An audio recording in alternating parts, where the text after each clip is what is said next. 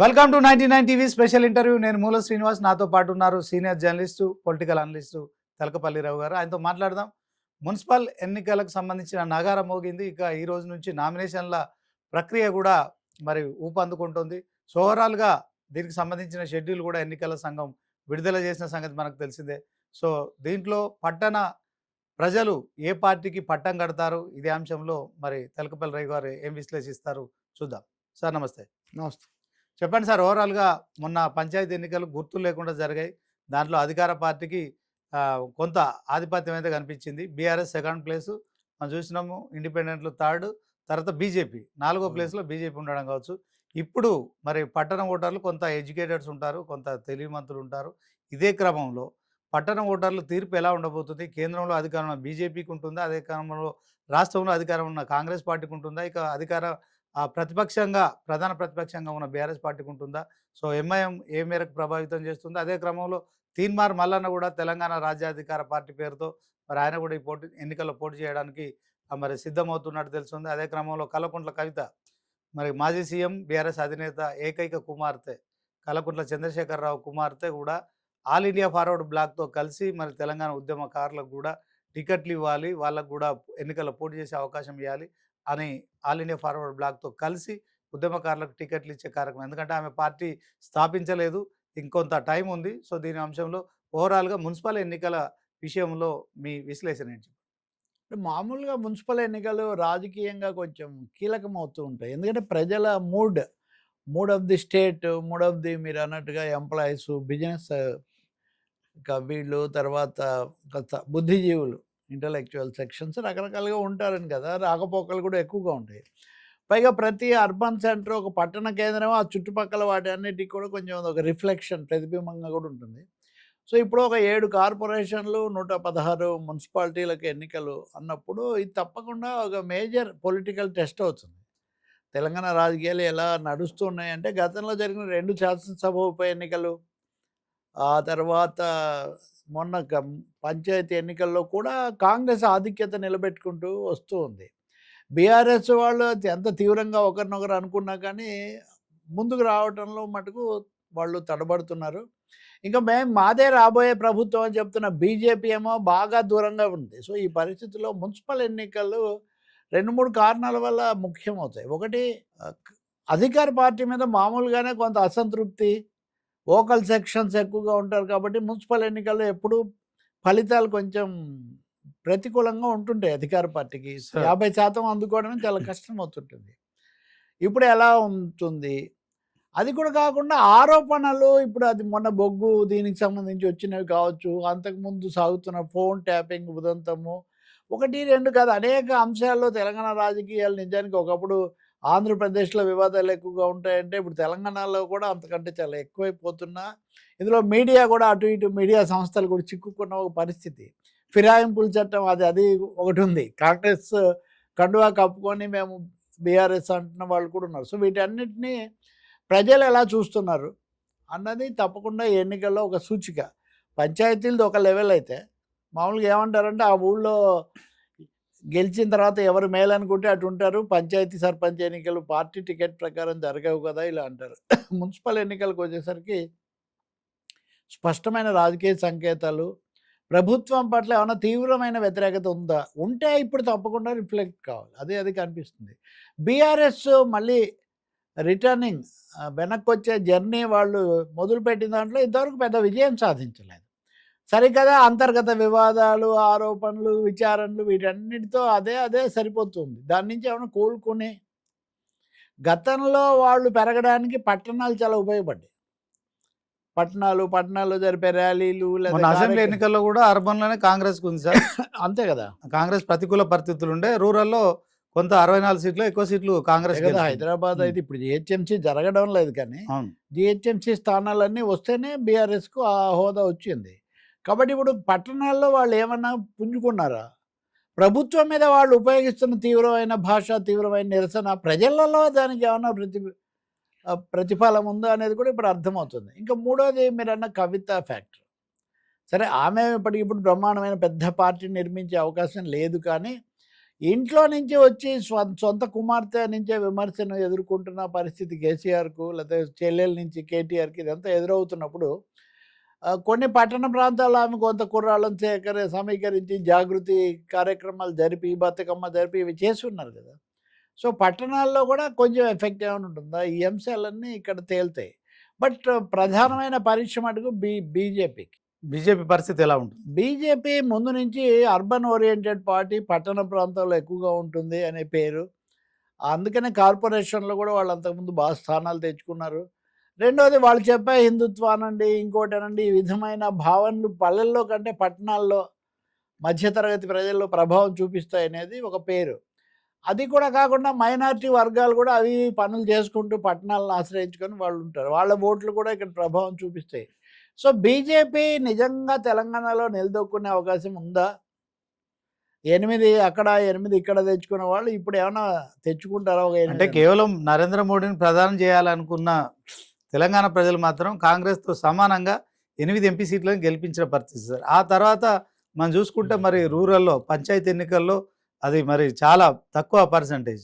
So దీంట్లో సరే పట్టణ ఓటర్లైనా పల్లె ఓటర్లైనా ఖచ్చితంగా ఒక మైండ్లో ఒక ఫిక్సేషన్ అయితే ఉంటుంది.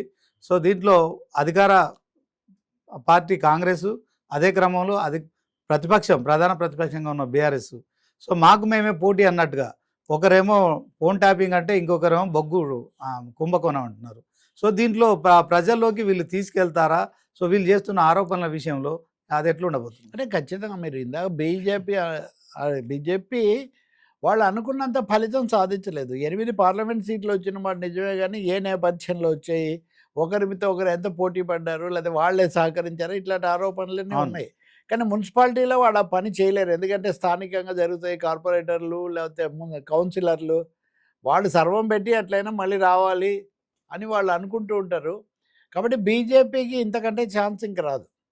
రెండోది ఇప్పుడు కనుక దెబ్బతింటే రేపు జిహెచ్ఎంసీ ఎన్నికల మీద కూడా దాని ప్రభావం పడుతుంది. ఇప్పటికే మజ్లిస్ పార్టీ కాంగ్రెస్కు దగ్గరగా ఉందనే అభిప్రాయం మొన్న జూబ్లీ హిల్స్ అప్పుడే అది తేలిపోయింది. రేవంత్ రెడ్డి గారు కూడా చెప్పారు కాంగ్రెస్ అంటే ముస్లిం చెప్పేశారు. అందువల్ల సో వాళ్ళిద్దరు మత రాజకీయాలు అలా ఉన్నప్పుడు బీజేపీ నిలదొక్కుంటుందా లేదా అనే ప్రశ్న ఒకటి అక్కడ తప్పకుండా వస్తుంది. ఇంకా మీరు అన్నది ఇప్పుడు మీరు అన్నట్టుగా పైకి చూస్తే ఇది బీజేపీ కాంగ్రెస్ తగాదాలా కనిపిస్తుంది, కానీ ఇందులో కాంగ్రెస్ బీఆర్ఎస్ లాగా పైనుంచి BJP big brother is watching అన్నట్టుగా. ఇప్పుడు మీరు సింగరేణి విషయమే తీసుకోండి. అవును, సింగరేణి విషయంలో మేము ఇప్పటికే ఒక సాంకేతిక కమిటీ వేసి విచారించాము, కొన్ని తేల్చాము, తొందరలో దాని మీద చర్యలు తీసుకుంటామని వాళ్ళు చెప్తున్నారు. ఇవన్నీ పట్టణ ప్రాంతాల ఓటర్స్ను దృష్టిలో పెట్టుకుని వాళ్ళు చేస్తున్నారు. అందుకని ఖచ్చితంగా పట్టణ ప్రాంతాల్లో బీజేపీ ఇప్పుడు కనుక పుంజుకోకపోతే రేపు ఇంకా వాళ్ళ అవకాశాలు లేదా వాళ్ళ కేసు చూడడం కూడా బాగా తగ్గిపోయే అవకాశం చాలా ఎక్కువగా ఉంటుంది. మజ్లిస్ కొన్ని ప్రాంతాల్లో ఉత్తర తెలంగాణలో కొన్ని మున్సిపాలిటీలు వీటిలో ఉన్నారు. తర్వాత ఈ పారిశ్రామిక వాడలు ఇప్పుడు కొత్తగూడెం లాంటిది ఉంది, దానికి ఒక ప్రత్యేక ఈ వివాదం అంతా కొత్తగూడెమే కదా. సింగరేణి కాలనీస్ అన్నప్పుడంతా కూడా నేను సంవత్సరం ఎమ్మెల్యే సిపిఐ ఆయన చెప్తున్నారు అక్కడ మటుకు మేము కాంగ్రెస్ సిపిఎం అందరితో పొత్తు పెట్టుకొని మేము చేస్తాము ఈ పద్ధతిలో చెప్తున్నారు. సో ఖమ్మం జిల్లాలో మొన్న మాత్రం పంచాయతీల్లో కొంత వామపక్షాలు ఏదో నిలబెట్టుకొని మేమున్నాము అని కొంత చూపించాయి. ఇప్పుడు అక్కడ ఏం చేస్తారు, సిపిఐ సిపిఎం కూడా స్థానిక ఎన్నికలకు వచ్చేసరికి వాళ్ళు బీజేపీతో పెట్టుకోలేరు తప్ప మిగిలిన చోట్ల స్థానిక పరిస్థితులను బట్టి అటు ఇటు చేసే అవకాశం కూడా ఉంటుంది. సో పొత్తుల ప్రభావం కూడా గ్రామాల్లో కంటే మున్సిపాలిటీల్లో ప్రభావం చూపించే అవకాశం ఎక్కువగా ఉంటుంది. అంటే ఇక్కడ కూటమి లెక్క అయ్యే పరిస్థితి కాంగ్రెస్ సిపిఎం వామపక్షాలు కలిసి పోటీ చేసే అవకాశం ఉంది కనుక కొంత ప్రభావం. కలిసి అంటే ఎంఐఎంతో కాంగ్రెస్ వాళ్ళు కలుస్తారు, వీళ్ళతో కూడా వాళ్ళే చేసుకుంటారు. కలిసి ఒక కూటమి లాగా చెయ్యరు, ఎవరి సీట్లు కొన్ని కాంగ్రెస్ వదిలిపెడితే వదిలిపెట్టచ్చు, అది జరుగుతుంది అన్నది కూడా. అయితే అది ఎక్కువ భాగం రెండో దశలో అంటే జిహెచ్ఎంసీ, పైగా దీన్ని చాలా విస్తరించి 4 కార్పొరేషన్లు 3 కార్పొరేషన్లు మేయర్లు డిప్యూటీ మేయర్లు చైర్పర్సన్లు వైస్ చైర్మన్ల ఎంపిక జరిగినప్పుడు వాళ్ళ మద్దతు తీసుకుని అది వస్తుంది. సో ఎలా మామూలు డైరెక్ట్ ఓటింగ్ లో కూడా మద్దతు కావాలి కదా, పైగా బ్యాలెట్ తో జరుపుతామని కూడా అంటున్నారు. ఇప్పుడు అది కూడా ఒక సమస్య కదా ఈవీఎంలు ఇదంతా. 42% బీసీ రిజర్వేషన్ల అంశం ఒకటి, ఇది కాంగ్రెస్ బీజేపీ మధ్య జాతీయ స్థాయి అంశంగా మారిపోతుంది. అదే క్రమంలో ఎంజీ నరేగాను తీసి జీ రామ్జీ అని ఏది ఉపాధి హామీ పథకం విషయంలో కావచ్చు. ఈ ఇంపాక్ట్ ఏమన్నా ఉంటుంది అంటారా సార్? అంటే శ్రీనివాస్ ఇక్కడ ఒకటి పట్టణ ప్రాంతాల్లో ముఖ్యంగా ఆర్థిక అంశాలు ఎక్కువ ప్రభావం చూపిస్తాయి. సార్ ఇప్పుడు ట్రంప్ విధానాలు అనేక మందిని వెనక్కి పంపించేయటం, లేదా పెద్ద పెద్ద నగరాల్లో రియాలిటీలో ఒక విధంగా కఠినమైన ఉండిపోయి ధరలు పెరిగిపోయి ఇది ఉన్న పరిస్థితి, నిరుద్యోగం ఇట్లాంటివి చూపిస్తాయి. ఇక మీరన్నా నరేగా కూడా ఇప్పుడు దాన్ని రామ్జీ అన్నారు. సార్ పార్లమెంట్ ఈరోజు ప్రారంభమైంది, అసలు ఆ చర్చే లేదు పోమని చెప్పేశాడు కిరణ్ రిజిజు. సో ఇవన్నీ కొంచెం బీసీ రిజర్వేషన్ల అంశం కూడా బీసీ రిజర్వేషన్లది కూడా అంతే. అది బీసీ రిజర్వేషన్లు తెచ్చామన్నారు, అలా ఆపేశారు, రకరకాల మల్లగుల్లలు పడి అది లేకుండానే ఇప్పుడు వెళ్తున్నారు. ఇవన్నీ కొంత ప్రభావం చూపిస్తాయి. అంటే ఒకరి మీద ఒకరు ఆరోపణలు చేసుకుంటారు, కానీ ఓటర్లు మటుకు తమ జీవితాన్ని ప్రత్యక్షంగా పౌర సదుపాయాలు అనేవి ఎక్కువ మున్సిపాలిటీలో ప్రభావం చూపిస్తాయి. ఎవరికి ఏం పని చేశారు, ఎవరు అజెండా సెట్ చేశారు, రెండోది కాస్త స్థానికంగా వీటిని పరిష్కరించడానికి కూడా డబ్బులు పెట్టి ఎవరు పనిచేశారు, ఇట్లాంటి అభ్యర్థులకు మొగ్గు చూపే అవకాశం ఉంది.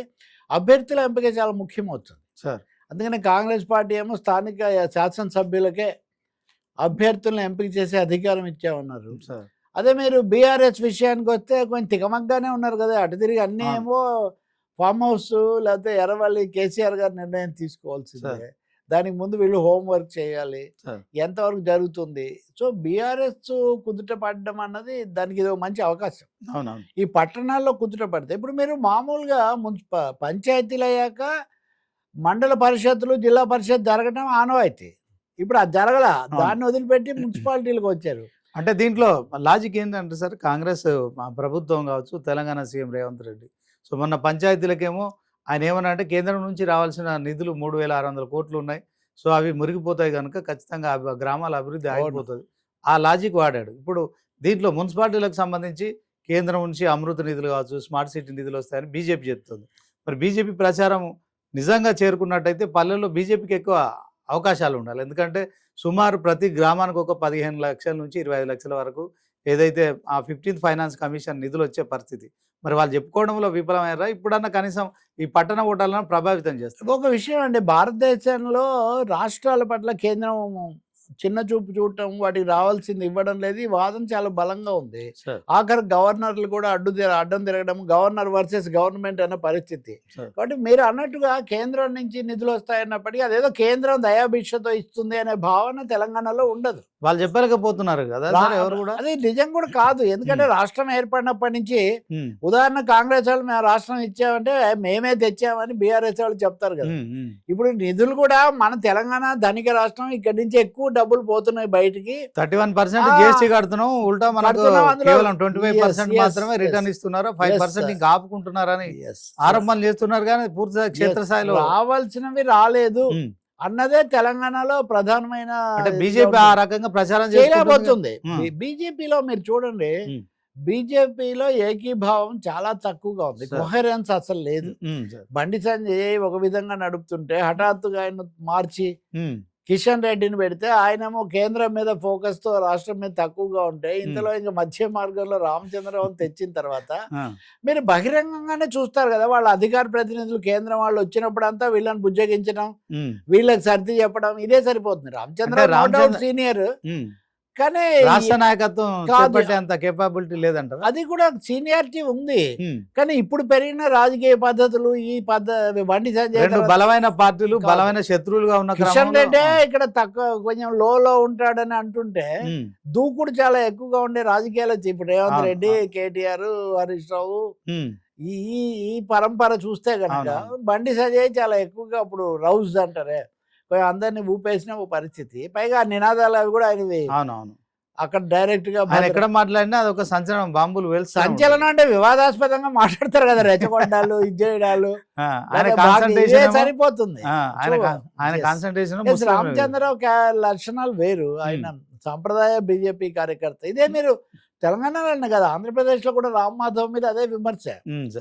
మీరు ఆంధ్రప్రదేశ్ కు తెలంగాణ పోల్చుకుంటే బండి సంజయ్ సారథ్యంలో బీజేపీ అధికారంలోకి వస్తాయని అనుకున్నాం కదా సార్. 2023 ఎన్నికలకు ఒక 6 నెలల ముందు కూడా 6 నెలల్లోనే వారు వీరైపోయినట్టు కాంగ్రెస్ ఆ పొజిషన్లకు రావడం, బీజేపీ థర్డ్ పొజిషన్కి అంటే మీలాగా బండి సంజయ్ అభిమానులు అంటే మీరు అభిమానులు అని కాదు, మామూలుగా అలా ప్రచారమే జరిగిన మాట నిజమే. కానీ చాలా దూరంలో ఉంది బీజేపీ. అవును సార్. కాంగ్రెస్ను బీఆర్ఎస్ను దాటుకొని బీజేపీ దగ్గరికి వెళ్ళడం అంత సులభంగా జరగదు. కానీ బీజేపీ బీఆర్ఎస్ల మధ్య ఒక అవగాహన ఏదైనా ఉందా అని ఒక సందేహం అయితే జనంలో బలంగా ఉంది. సార్ దానికి తగినట్టే వాళ్ళు అది ఇది అంటున్నారు కానీ ఎవరి మీద దర్యాప్తు జరపట్లేదు. అవును. ఉదాహరణకు మీరు చూడండి, కాళేశ్వరం. గనుల మీద జరపమని ఇప్పుడు కాళేశ్వరం కమిటీ జరపమంటే జరపలేదు, కమిషన్ వేసా కూడా పట్టించుకోలేదు. ఇప్పుడు బొగ్గు గనుల మీద జరపండి అని మొన్నేమో హరీష్ రావు లేఖ రాశాడు, నిన్నేమో అందరు కలిసి గవర్నర్కు మెమరాండం కూడా అంటే ఇచ్చారు. దాంట్లో ప్రభుత్వం కూడా అడగాలి కదా సార్, ప్రభుత్వం అడగకుండా వాళ్ళు చేయరు కదా. ఏది రాష్ట్ర ప్రభుత్వం అడగంది కేంద్ర ప్రభుత్వం చేయని పరిస్థితి ఉన్నది కదా అవును సార్. అవును ఇప్పుడు హైకోర్టు సిట్టింగ్ జడ్జితో విచారణ జరపాలన్నా కాళేశ్వరం మీద అడిగారు కదా. సిబిఐ విచారణ కాదు, కాళేశ్వరం మీద వాళ్ళు అడిగారు. ఏం చెప్తున్నారు సార్, ఓన్లీ ఆ 3 బ్యారేజ్ల మీద అడిగారు, మొత్తం ప్రాజెక్టు మీద అడిగితే మేము చేసేవాళ్ళం అని. సార్ వీళ్ళు అంటున్నారు కానీ సిబిఐ చెప్పాలి కదా. మరి అవును, సిబిఐ ఇప్పుడు రాష్ట్ర బీజేపీ నాయకులుగా వీళ్ళు చెప్తున్నారు, కానీ కేంద్రం ప్రతినిధులుగా కేంద్రం లేఖ రాసిందా, పోనీ మీరు ఇలా అడగండి. అంటే ఇప్పుడు ఆ 3 పార్టీలు ఒకటే సార్ రాష్ట్రం. రాష్ట్రంలో ప్రాజెక్టులన్నీ అది నిజంగా టిపికల్, అది ఓటర్లు తేలుస్తారు ఇప్పుడు. సార్ ఎందుకంటే ఖచ్చితంగా జాతీయ స్థాయిలో కాంగ్రెస్ బీజేపీ ఒకటే అవకాశం లేదు. లేదు. కానీ రేవంత్ రెడ్డి మీద హరీష్ రావు కేటీఆర్ లేదా వాళ్ళిద్దరి మీద రేవంత్ రెడ్డి అదే మాట అంటున్నారు. అవును. దాన్ని ఓటర్లు నమ్ముతున్నారా లేదంటే నమ్మి ఉంటే మన ఓట్లు అట్లా వేసేవాళ్ళు కాదు. ఇప్పుడు అది తేలిపోతుంది. ఇంకొకటి, కొన్ని చోట్ల లోపాయకారిగా వీళ్ళ మధ్య ఏమైనా సర్దుబాట్లు ఉంటాయా, లేదా కనీసం నో కాంటెస్ట్లు ఇట్లాంటివి జరుగుతాయా, ఇవి కూడా మనం చూడాల్సి ఉంటుంది. సో మిశ్రమంగా ఉంటుంది. కానీ మున్సిపాలిటీలో మాత్రం ఎలాంటి అంటే అధికారికంగా ఏమంటే ఇండివిజువల్ గా చేస్తున్నారు. మహేష్ గౌడ్ అయితే చెప్పాడు, మేము వామపక్షాలతో కొన్ని చోట్ల చేసుకుంటామని. ఈ కూనం నేను సంవత్సరం కూడా సిపిఐ తరఫున మేము కొన్ని చోట్ల కాంగ్రెస్ తో వెళ్తాం, మిగతా చోట్ల అట్లా అన్నారు. స్థానిక పరిస్థితులు బట్టి బీజేపీ ఇతర పార్టీలను ఇంకొకరు అన్నారు. సో సర్దుబాట్లు వార్డుల వారీగా ఉంటాయండి. ఇక్కడికి వచ్చేసరికి డివిజన్ల వారీగా, వార్డుల వారీగా. మొన్న ఎంపీ లేదా మీరు అన్నట్టు మేయర్ ఎన్నిక లేదా చైర్మన్ ఎన్నిక వచ్చినప్పుడు కొంచెం అటు ఇటు సర్దుకుంటూ ఉంటారు, మద్దతు తెలుపుతూ ఉంటారు. మద్దతు బహిరంగంగా అది బయటకు వస్తుంది. కానీ మొన్న ఎంపీ ఎలక్షన్స్ లో కాంగ్రెస్ ఏమో బీజేపీ బీఆర్ఎస్ ఒకటైందంట, బీఆర్ఎస్ ఏమో బీజేపీ కాంగ్రెస్ ఒకటి. అంటే ఈ ట్రయాంగిల్ ఆరోపణల చిన్న తేడా ఉంది సార్. కాంగ్రెస్ అంటున్నారు కానీ ప్రధానంగా ఫోకస్ రేవంత్ రెడ్డి మీద సార్. రేవంత్ రెడ్డి సంబంధాలు పెట్టుకున్నాడు, రేవంత్ రెడ్డి లేకుండా ఆయన ఒకసారి సంబోధించాడు, ఇలాంటి మాటలు వాళ్ళు అంటున్నారు. కాంగ్రెస్ లో ఉండే అది సాధ్యము కాదు. రెండవది, బీజేపీకి తన్నుకుంటూ సీట్లు వస్తుంటే వేరే విషయం, రానప్పుడు రేవంత్ రెడ్డి ఉన్న పునాదిని ఎందుకు పోగొట్టుకుంటాడు? కేంద్రంతో కావాలంటే సత్సంబంధాలు నేను కలిగి ఉంటానని ఆయన కుండ బద్దలు కొట్టి చెప్తూనే ఉన్నాడు రోజు. గతంలో నన్ను చెప్పులు దొంగలాగా చూసిర్రు, ఇప్పుడు ఆ పరిస్థితి లేదని కూడా రీసెంట్ గా జరిగిన మీడియా సమావేశంతో చెప్పారు. కేంద్రంలో కేంద్ర మంత్రులు కలుస్తున్నా కొంచెం పాజిటివ్ దొంగరా అదేంటది అంటే, అక్కడ ఢిల్లీకి వెళ్తే నన్ను అట్లా చూస్తున్నారు, ఒక దొంగలాగా చూస్తున్నారు, బ్యాంకుల నుంచి అప్పులు ఇవ్వట్లేదు, సో మీ దగ్గర ఇచ్చేందుకు నా జేబులో రూపాయి కూడా లేదు అని చెప్పి ఉద్యోగులతో మాట్లాడిన సందర్భం. జనరల్ గా విమర్శ ఉంది, కేంద్రము బీజేపీ ఇతర పార్టీలకు ఇవ్వడం లేదు, ఇబ్బంది పెడుతుందని. అదే క్రమంలో ఏపీకి బాగానే ఇస్తున్నారని విమర్శలు కూడా వస్తున్నాయి. ఏమి ఇవ్వట్లేదండి, ఊరికే ఇక్కడ ఇచ్చారని అక్కడ ఇచ్చారని ఇక్కడ. ఇప్పుడు నదీ జలాల సమస్య లాంటివి కూడా తీసుకోండి, ఎందుకు పరిష్కరించట్లేదు? ఎవరికి ఇద్దరికీ నష్టమే కదా. కాబట్టి ఈ 2 రాష్ట్రాలు ఇలా కొట్టుకుంటూ ఉండాలి, ఈ పార్టీల మధ్య ఇలాగే ఉద్రిక్తత ఉండాలన్నది కేంద్రం యొక్క వ్యూహం.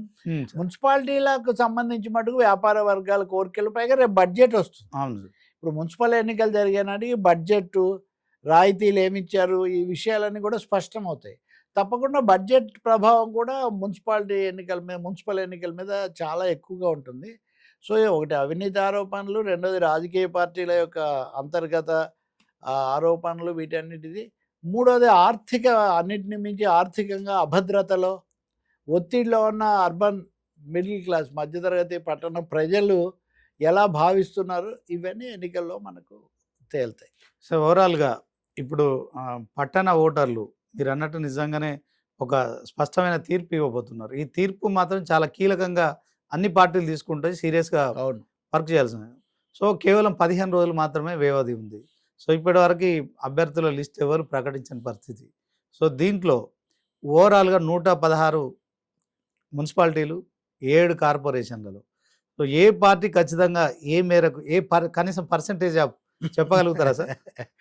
జోస్యాలు మనం చెప్పలేం, కానీ కాంగ్రెస్ పార్టీ అధికారంలో కూడా ఉంది కాబట్టి సార్ వాళ్ళు మొన్నటి సర్పంచ్లు అంతా కాకపోయినా ఆధిక్యత కొంత నిలబెట్టుకునే అవకాశం ఉంటుంది. మినిమం 50% వచ్చే వాళ్ళు పరిస్థితి ఉంటుంది సార్. 50% అటు ఇటు 45-50% వాళ్ళు తెచ్చుకోవచ్చు. ఓకే. ఆ తర్వాత బీఆర్ఎస్, ఆ తర్వాత బీజేపీ, ఈ ఆర్డర్ ఇలాగే కొనసాగుతుంది. ఇంకా అంతకంటే అది respective గా పెద్ద అట్నే ఉంటుంది. డ్రామాటిక్ గా నాటకీయంగా మార్పులు వచ్చి పట్టణ ప్రజలందరూ అటు వెళ్ళే అవకాశం అంతగా ఉండకపోవచ్చు. ఇంకా ఈ లోపల ఈ సర్దుబాట్ల ప్రభావం కూడా కొంత ఉంటుంది. కొన్ని 1-2 పాకెట్లలో మున్సిపాలిటీలది కూడా స్థానిక సమస్యలు కూడా ఏమన్నా ఉంటే ప్రత్యేకంగా నాయకుల మీద కూడా ఆధారపడి ఉంటుంది. ఇప్పుడు శ్రీనివాస్ మీద ఆ పట్టణంలో మంచి అభిప్రాయం ఉంటే సార్ ఆయన చైర్మన్ అవుతాడు అనుకుంటే ఆ ప్రజలు ఈయన వస్తే మంచిది మాకు అని భావించే ఒక అవకాశం కూడా ఉంది. సార్ మీరు అన్నట్టు కవిత ఫార్వర్డ్ బ్లాక్ తో పెట్టుకోవడం గుర్తు కోసం ఉంటుంది ప్రధానంగా. చాలా అవును, మంది అవును. ఫార్వర్డ్ బ్లాక్ అవును, అవును, పేరుతో అవును. పెడుతూ ఉంటారు. ఆల్ ఇండియా ఫార్వర్డ్ బ్లాక్ కదా అవును అది. కానీ కొన్ని చోట్ల ముఖ్యంగా ఉత్తర తెలంగాణలో నిజామాబాద్ లాంటి చోట లేదా కరీంనగర్, రామగుండంలోకి ఎమ్మెల్యే కూడా రామగుండం కోరకంటి చందర్ గెలిచిండు. కొంత అక్కడ డిస్టర్బ్ చేయొచ్చు కొంత. అంటే ప్రతి ఒక్క ఓటు కూడా లెక్కలోకి వస్తుంది కదా. సరే. ఇప్పుడు మొత్తం 52 లక్షల ఓట్లు ఉన్నాయి. అవును అవును అంటే దాదాపు ఒక 500 crore, అర అవును, కోటి. అవును సార్. కాబట్టి ఇక్కడ క్వాంటిటీ కంటే కూడా క్వాలిటీ ఆఫ్ ది వేడిక్ట్, తీర్పు యొక్క నాణ్యత, తీవ్రత చాలా ముఖ్యంగా ఉంటుంది. బహుశా ప్రస్తుత పరిస్థితి కొనసాగవచ్చు నాటకీయంగా. అంటే బీజేపీ అయినా కొంచెమన్నా కోలుకుంటుందా సార్ గ్రామాల్లో కంటే, పట్టణాల్లో కొంచెం ఏదైనా ఆధిక్యత చూపిస్తుందా? ఎందుకంటే చాలా బ్యాడ్ డేస్ లో కూడా చూపించాల్సిన బాధ్యత వాళ్ళ మీద ఉంది ఉంది సార్. వాళ్ళకి, లేకపోతే అవును. ఉన్న ఇది పోతుంది. అంతకుముందు చాలా ఇబ్బందికరమైన, లేకపోతే తెలుగుదేశం ఉన్నప్పుడు కూడా వాళ్ళు జూబ్లీహిల్స్ లో నల్గొండ- ఘోర పరాజయం కదా సార్. వాళ్ళకి డిపాజిట్ కూడా చాలా దక్కకపోవడం. చాలా వాళ్ళు ఘోరంగా ఇప్పుడు దెబ్బతిన్నారు. తెలంగాణ రాష్ట్ర ప్రభుత్వంలో కీలక పదవుల్లో ఉన్న చాలా మంది మంత్రులు కొన్ని ఆరోపణలు వస్తుంది సార్. ముఖ్యంగా బట్టి విక్రమార్క ఆయన కోల్ మైన్స్ కి సంబంధించి మంత్రిగా ఉన్నారు. ఈ క్రమంలో 2 అగ్ర మీడియా సంస్థలు వాళ్ళ ఆధిపత్య పోరులో మరి ఆయన నలుగుతున్నారా, దీంట్లో ఆయన ఒక మీడియా సంస్థతో కుమ్మక్కయ్యారని చెప్పి వస్తున్న వార్తలు కావచ్చు. సో దీన్ని అంతా మనం ఎట్లా చూడొచ్చు అంటారు సార్? ఇది దేశంలో ఎక్కడ లేని ఒక కొత్త ఒరవడి కనిపిస్తుంది కదా. అంటే మున్సిపల్ ఎన్నికలు మీడియా సమస్యలు ఇవి కొంచెం వేరు. కానీ మీరు అడిగారు కాబట్టి చెప్పాలంటే వాస్తవంగా అది ఒక మీడియా సంస్థ ఒక అసభ్య కథనం ఒక ఐఏఎస్ మహిళాధికారి మీద ప్రసారం చేయడంతో మొదలైంది. ఆ ప్రసారం చేసింది దాని వెనక భట్టి విక్రమార్క ఉన్నాడని ఒక పత్రికాధిపతి లేదా ఒక మీడియాధిపతి కథనం రాశాడు. రాసిన తర్వాత మేం కాదు, ముఖ్యమంత్రి బావమరిది వెనుకున్నాడు అని బీఆర్ఎస్ వాళ్ళు బయటకు వచ్చారు. తర్వాత దానికోసమే ఫీల్డ్ విజిట్ అనేది ఒకటి కొత్తగా పెట్టారు, సైట్ విజిట్ అని పెట్టారు, ఒరిజినల్ గా లేదని. అది అయిన తర్వాత భట్టి విక్రమార్క ముందుకు వచ్చి ఆయన ముఖ్యమంత్రి బావమరిది అనే ఆ సృజన్ రెడ్డి బీఆర్ఎస్ యొక్క మాజీ ఎమ్మెల్యే అల్లుడు కూడా, అవును, వాళ్ళు ఉన్నప్పుడు కూడా ఆయనకు కాంట్రాక్ట్లు ఇచ్చారు. మీరు 20 కాంట్రాక్ట్లు ఇస్తే మేము ఇచ్చిందే 5, అందులో వీళ్ళందరూ కూడా అందరికి సంబంధించిన వాళ్ళని ఆయన వివరాలు ఇచ్చాడు. ఇక్కడ నేను చెప్పేది ఒకటి శ్రీనివాస్, వీళ్ళందరూ పార్టీలు మారినా, ప్రభుత్వాల్లో ఉన్నా, ప్రతిపక్షంలో ఉన్నా, బడా వ్యాపార కుటుంబాలు అయితే వాటి చుట్టే తిరుగుతున్నాయి. మీడియాలో వచ్చిన అసభ్య కథనం, దాన్ని దిద్దుకోవడం అదొక అంశం. ఇక్కడ భట్టి వర్సెస్ రేవంత్ రెడ్డి, లేదా ఉప ముఖ్యమంత్రి ముఖ్యమంత్రి, లేదా భట్టి వర్సెస్ కోమటిరెడ్డి వెంకటరెడ్డి అనే మరో మంత్రి, ఇలా చిత్రణ వచ్చింది. కానీ తీరా చూస్తే మటుకు ఎవరు భట్టి విక్రమార్క ఏమి వాళ్ళ కథనాన్ని బలపరచట్లేదు, వీళ్ళ కథనాన్ని ఆయన ఏం బలపరచట్లేదు. ఈయన ఒక ఛానల్ గురించి మాట్లాడలేదు అసలు. ఈయన కేవలం ఆ కథనం రాసిన ఆ ఛానల్ గురించి ఆయన మాట్లాడుతున్నాడు. కాబట్టి ఇందులో మీడియా, వ్యాపారం, రాజకీయం 3 పూర్తిగా ముడిపడి ఉన్నాయి. ఈ క్రమంలో వీళ్ళు రైటా వాళ్ళు రైటా అంటే కనుక టెండర్లే రద్దు చేశారు కదా. టెండర్లే మేము రద్దు చేశాము. ఈ సైట్ విజిట్ ఇది ఇంతకు ముందే ఉంది. కాబట్టి ఇక్కడ పారదర్శకంగా పూర్తి వివరాలు ప్రజల ముందు పెట్టాల్సిన అవసరం ఒకటి ఉంది. రెండవది, అసందర్భంగా ఈ అంశాలు ఎక్కడెక్కడికో తీసిపోయి కుటుంబ వాళ్ళని వీళ్ళని వాళ్ళు చెప్పడం వల్ల అందరి మీద విశ్వాసం పోతూ ఉంది. కాకపోతే భట్టి రేవంత్ను పోటీగా పెట్టి చూపించడం అనేది ఖచ్చితంగా కాంగ్రెస్ ప్రభుత్వాన్ని బలహీనపరచడానికే పనికి వస్తుంది.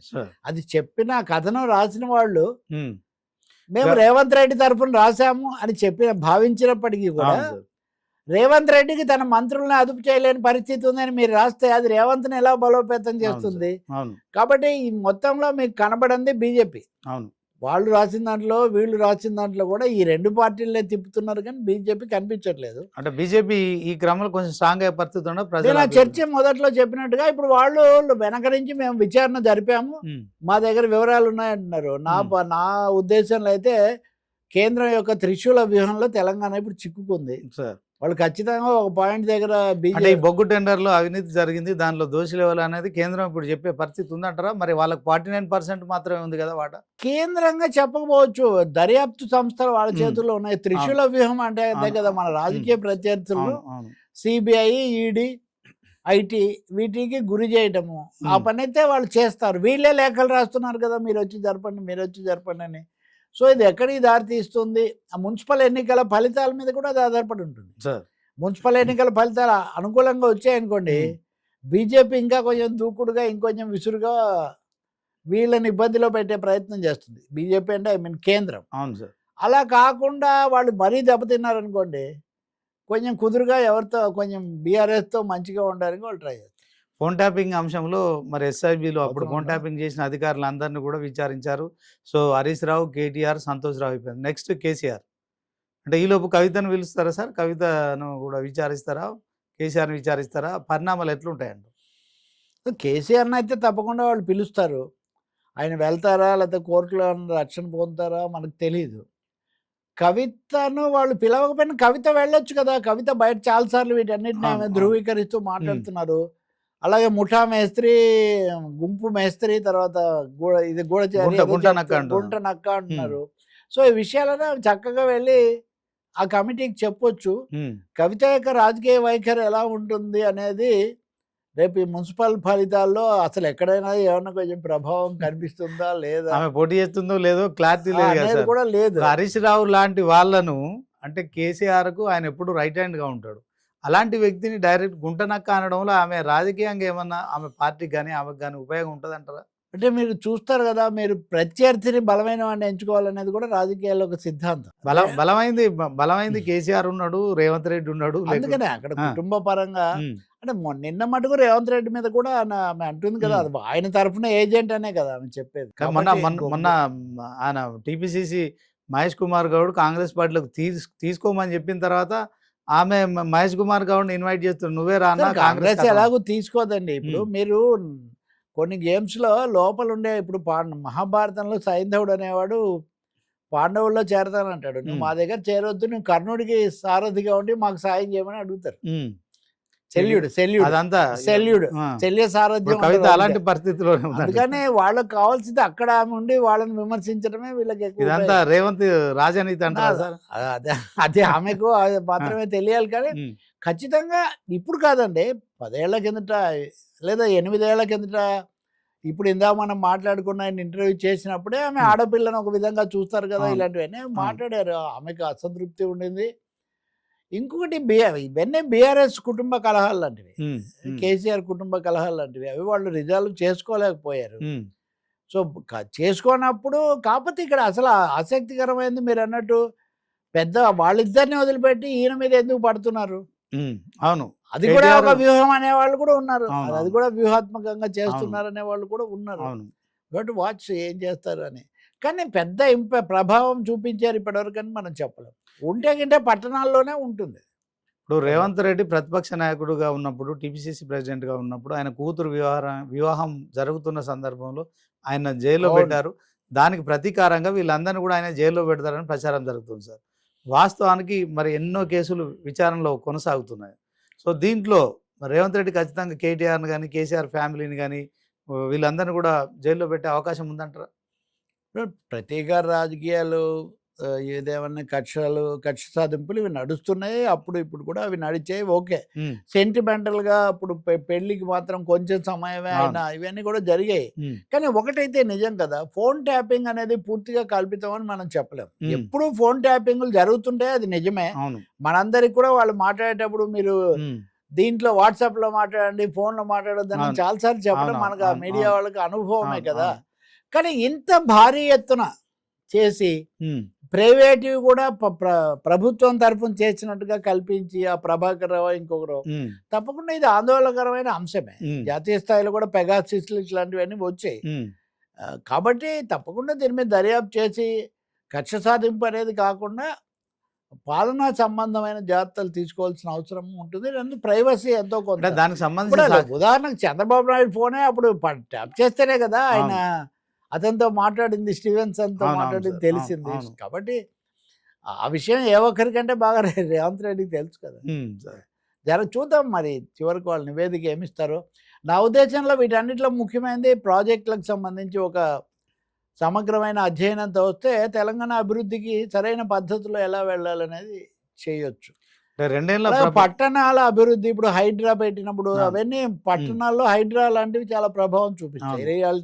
రియల్ ఎస్టేట్ గ్రోత్ కానీ, ఉద్యోగాలు తగ్గిపోవడం కానీ, ఇలాంటి అంశాల మీద ప్రత్యేకంగా దృష్టి పెట్టి పార్టీలు ఈ కంజెస్ట్ అయిపోతున్నటువంటి అంటే హైడ్రాన్ మీరు సమర్థిస్తున్నారు సార్ ఓవరాల్గా? అంటే హైడ్రా వచ్చిన తర్వాత హైదరాబాద్లో రియల్ ఎస్టేట్ తగ్గిపోయింది, అదే క్రమంలో పట్టణాలకు కూడా విస్తరిస్తాం రాష్ట్రం అంతా అని చెప్పారు. మరి ఇప్పుడు చెరువులను కాపాడము, కబ్జాలు ఉంటే ఆపడము అదేం తప్పు కదా, ఎవరైనా అది చేయొచ్చు. ఆ పేరుతో ప్రజల మీద పడకండి, లేకపోతే తిమింగళాలను వదిలేసి చేప పిల్లల మీద పడకండి అని చెప్పడం తప్ప ఏదో ఒక విధమైన నియంత్రణ వ్యవస్థ ఉంటే తప్పేముంది. కోర్టుకే వెళ్ళింది కదా అది చాలాసార్లు. హైడ్రా ఉండకూడదు అని ఎవరు ఇంతవరకు ఏం భావించలేదు. ప్రజలు కూడా ఇప్పుడు హైడ్రా మీద మొదట వెళ్ళి హఠాత్తుగా దాడి చేస్తే నిరసన తేలా వచ్చింది, కానీ తర్వాత వాళ్ళు చేసుకుంటూనే పోతున్నారు. That is going on. చెరువుల నియంత్రణ, వాటిని మళ్ళీ పెంచడం జరగాలి. బీఆర్ఎస్ చేసిన ఒక పనుల్లో చెరువులు కాకతీయ దాని కింద ప్రతి చోట చెరువులు రావటం కూడా మంచిదని అందరూ హర్షించారు. మళ్ళీ ఆ దిశలో నడిస్తే మంచిదే. ఇంకా రియల్ ఎస్టేట్ దెబ్బతింటమంటారా? దేశవ్యాప్తంగా కూడా ఆర్థిక వ్యవస్థ కుదుపులకు గురవుతుంది. రేపు వచ్చే బడ్జెట్లో దానికి ఏమన్నా కొన్ని సదుపాయాలు, రాయితీలు కల్పిస్తారా అన్నది మనం చూడాలి. ఓవరాల్గా 2 కోట్ల మంది ప్రజలు తెలంగాణలో ఓటర్లుగా ఉన్నారు సార్. దాంట్లో ఇప్పుడు 50 లక్షల మంది తమ ఓటు హక్కును 50 లక్షలు అంటే రేపు హైదరాబాద్ అది కూడా కలిపి దాదాపు ఇంకో 50 లక్షలు. దాంట్లో కాంగ్రెస్ ప్రభుత్వం 2 ఏళ్ల పాలనకు ఇది పూర్తిగా రిఫరెండంగా చూడొచ్చు అంటారా? కొంతవరకే. ఈ ఎన్నిక ఏ ఎన్నికైనా కానీ అది ఎందుకోసం ఉద్దేశించబడిందో దాని మీదే అవుతుంది తప్ప సాధారణంగా ప్రజల భావన ఎట్లా ఉంది? యాంటీ ఎస్టాబ్లిష్మెంట్ ఫీలింగ్ ఏమైనా ఉందా, యాంటీ ఇన్కంబెన్సీ ఉందా అన్నది ఈ ఎన్నికలతో మనకు కొంత తేలుతుంది.